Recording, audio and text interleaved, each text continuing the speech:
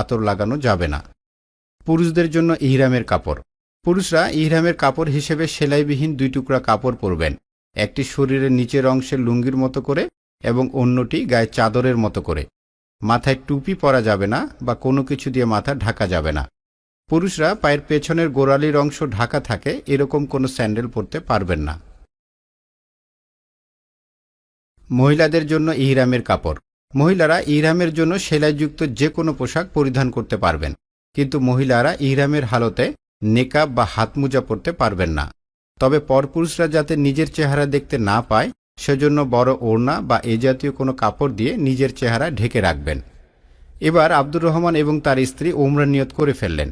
নিয়তটি হল লাব্বাইকা আল্লাহুম্মা উমরা। পুরুষদের এই উমরা নিয়ত মুখে উচ্চারণ করে বলতে হয়, কিন্তু মহিলারা মনে মনে পাঠ করবেন। এরপর আব্দুর রহমান এবং তার স্ত্রী তালবিয়া পাঠ করা শুরু করলেন।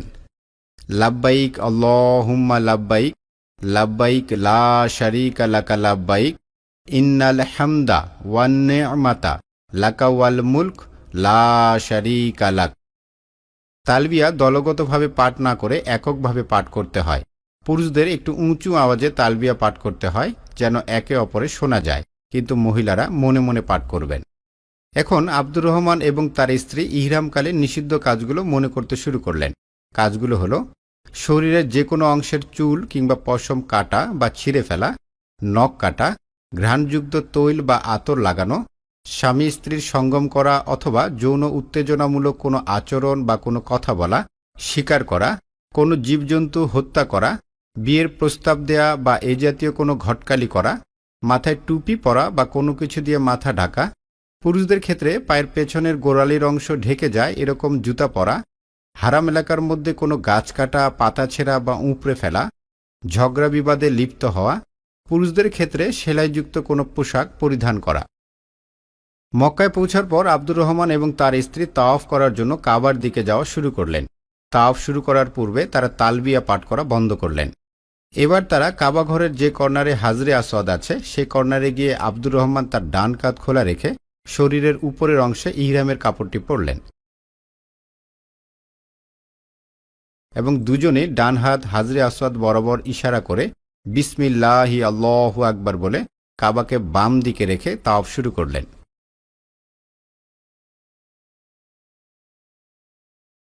একটি তাওয়াফে মোট 7টি চক্কর দিতে হয় এবং প্রতিটি চক্কর হাজরে আসওয়াদ বরাবর কর্নার থেকে শুরু হয়ে আবার হাজরে আসওয়াদ বরাবর কর্নারে এসে শেষ হয়। পুরুষদের ক্ষেত্রে প্রথম 3 চক্কর একটু জোরে বা দৌড়ানোর ভান করে হাঁটতে হয় এবং বাকি 4টি তাওয়াফ স্বাভাবিকভাবেই হাঁটতে হয়, আর মহিলারা 7টি চক্করেই স্বাভাবিকভাবেই হাঁটবেন। তাওয়াফ করার সময় যে কোনো দোয়া করা যায়। তাওয়াফের প্রতিটি চক্করে হাজরে আসওয়াদের আগের যে কর্নার রয়েছে, যেটিকে রুকনে ইয়ামানি কর্নার বলা হয়, এই কর্নারে হাত দিয়ে ছোঁয়া সুন্নত। যদি হাত দিয়ে ছোঁয়া সম্ভব না হয় তবে তাওয়াফ করা চালিয়ে যেতে হবে। রুকনে ইয়ামানি কর্নার থেকে হাজরে আসওয়াদ কর্নার পর্যন্ত তাওয়াফের প্রতিটি চক্করে একটি দোয়া আছে। এই দোয়াটি করা সুন্নত।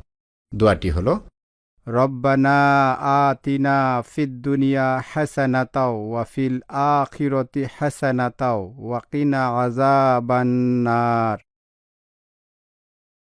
আব্দুর রহমান এবং তার স্ত্রী এভাবে তাওয়াফ শেষ করলেন এবং তারা কখনোই হিজরে ইসমাইল বা হাতিমের ভিতর দিয়ে তাওয়াফ করেননি, কারণ তারা জানেন হিজরে ইসমাইল কাবার অংশ এবং এর ভেতর দিয়ে তাওয়াফ করা যাবে না। তাওয়াফের 7ম চক্কর শেষ করার পর তারা আর হাজরে আসওয়াদ কর্নার বরাবর ডান হাত তুলে ইশারা করলেন না, কারণ 7ম চক্কর শুরু করার সময় এটি করা হয়ে গেছে। এবার আব্দুর রহমান তার ডান কাঁধটি আবৃত করে ফেললেন এবং আব্দুর রহমান ও তার স্ত্রী কাবা ও মাকামে ইব্রাহিমকে সামনে রেখে 2 রাকাত তাওয়াফের ওয়াজিব নামাজ আদায় করলেন। যদি ভিড়ের কারণে উক্ত নামাজের জায়গায় তাওয়াফে নামাজ আদায় করা সম্ভব না হয় তবে মসজিদুল হারামের যে কোনো জায়গায় আদায় করলেই চলবে। খেয়াল রাখতে হবে যে মহিলারা পরপুরুষদের সাথে দাঁড়িয়ে বা পুরুষরা পর মহিলাদের সাথে দাঁড়িয়ে নামাজ পড়া যাবে না। তাওয়াফের ওয়াজিব নামাজে সূরা ফাতিহার সাথে প্রথম রাকাতে সূরা কাফিরুন এবং দ্বিতীয় রাকাতে সূরা ইখলাস পড়া উত্তম। যদি জানা না থাকে তবে সূরা ফাতিহার সাথে যে কোনো সূরা পড়ে নামাজ আদায় করা যাবে। তাওয়াফের নামাজ আদায় করার পর আব্দুর রহমান ও তার স্ত্রী দাঁড়িয়ে বিসমিল্লাহ বলে জমজমের পানি পান করলেন। এই সময় জমজমের পানি পান করা সুন্নত। এবং পান করা শেষে বরকতের জন্য একটু পানি হাতে নিয়ে মাথায়, মুখে ও গায়ে মাখলেন। এরপর আব্দুর রহমান ও তার স্ত্রী সাই করার জন্য সাফা পাহাড়ের দিকে যাওয়া শুরু করলেন। সাফা পাহাড়ে ওঠার সময় তারা একটি দোয়া পড়লেন, ইন্না সফা ওয়াল মারওয়াতা মিন শাআইরিল্লাহ। সাফা পাহাড়ে পৌঁছানোর পর আব্দুর রহমান ও তার স্ত্রী কাবার দিকে মুখ করে মুনাজাতের ন্যায় দুহাত তুলে দোয়া করলেন, যে দোয়াটি আমাদের নবী করিম সাল্লাল্লাহু আলাইহি ওয়াসাল্লাম করেছিলেন।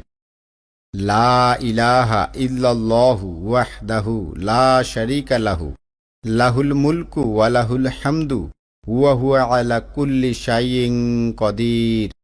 লা ইলাহা ইল্লাল্লাহু ওয়াহদাহু আনজাজা ওয়া'দাহ ওয়া নাসরা আবদাহ ওয়া হাজামাল আহজাবা ওয়াহদাহ। এরপর আব্দুর রহমান ও তার স্ত্রী তাদের পছন্দ মতো দোয়া করলেন। এভাবে তারা আবারও দ্বিতীয়বারের জন্য আরবিতে আগের দোয়াটি পড়লেন এবং এরপর নিজের পছন্দ মতো দোয়া করলেন। এভাবে আবারও তৃতীয়বারের জন্য তারা আরবিতে আগের দোয়াটি পড়লেন এবং এরপর নিজের পছন্দ মতো দোয়া করলেন।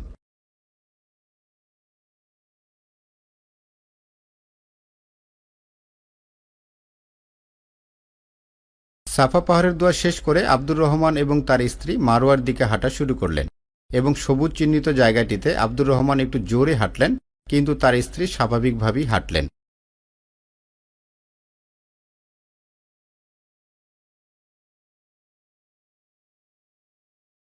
এরপর দুজনেই আবার স্বাভাবিকভাবেই হাঁটলেন। সাই করার সময় নির্দিষ্ট কোনো দোয়া নেই, এ সময় নিজের পছন্দ মতো যে কোনো দোয়া করা যায়। এভাবে তাদের একবার চক্কর দেওয়া শেষ হলো।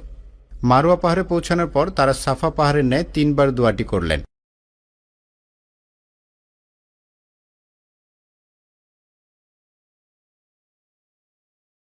এভাবে তারা আবারও মারোয়া থেকে সাফা পাহাড়ের দিকে হাঁটলেন। আগের ন্যায় সবুজ চিহ্নিত জায়গাটিতে আব্দুর রহমান একটু জোরে হাঁটলেন এবং তাদের দ্বিতীয়বার চক্কর দেওয়া হয়ে গেল। একইভাবে তারা মোট 7 বার চক্কর দিলেন এবং মারোয়া পাহাড়ে গিয়ে 7ম বারের চক্করটি শেষ হল।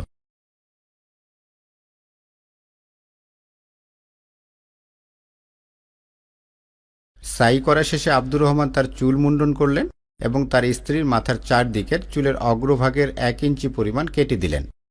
আব্দুর রহমান ও তার স্ত্রী উমরা শেষ করলেন এবং মনের মধ্যে আশা রাখলেন আল্লাহ তাদের উমরা কবুল করবেন ইনশাআল্লাহ।